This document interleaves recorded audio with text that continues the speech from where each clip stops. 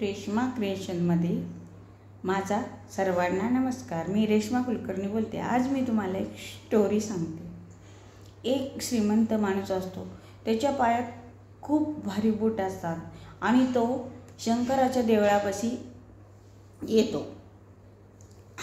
शंकराच्या देवळापाशी आल्यावर तो म्हणतो, आता हे इथे बूट बाहेर काढावे तर चोरून नेतील, कुणी पण आलं तर चोरून नेईल, आता काय करावं। तो विचारात पडतो। तेवढ्यात त्याला एक भिकारी दिसतो। भिकारी तिथं बसलेला असतो। तो म्हणतो भिकाऱ्याला, मी माझे बूट तू सांभाळ, तोपर्यंत मी देवाच्या पाया पडून येतो व पूजा करून येतो देवाची। तो भिकारी म्हणतो बरं, आणि मग तो जातो देवळात आणि देवापुढे बसतो आणि देवाला म्हणतो, कार देवा, आमच्यासारख्यांना श्रीमंत केले, आम्हाला भारी भारी बूट घालायला आणि या लोकांना खायला सुद्धा नाही, किती वाईट, सगळ्यांना सारखे का नाही केले बरं तू, सगळ्यांना सारखं द्यायचं, सगळ्यांना सारखं हे करायचं, पण मी जाताना त्याला आता 500 रुपये देईन आणि तो देवाची पूजा करतो असं म्हणतो की मी त्या भिकाऱ्याला 500 रुपये देईन।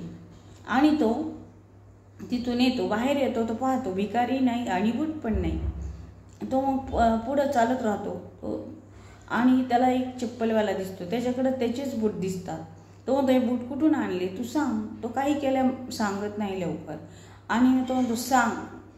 तर मग तो खूप त्याला हे केल्यावर तो सांगतो की म्हणतो, हे बूट मला एका भिकाऱ्याने विकत दिले 500 रुपयाला। अरे अरे, मी त्याला 500 रुपये देणार होतो आणि त्याने ते 500 रुपयाला विकले।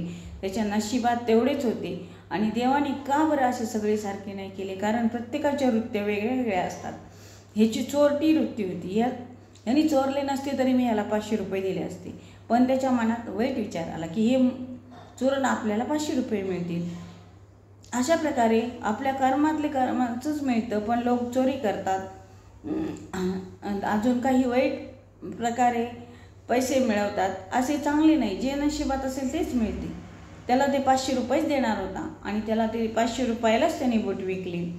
माझी गोष्ट आवडल्यास लाईक करा, सबस्क्राईब करा। धन्यवाद।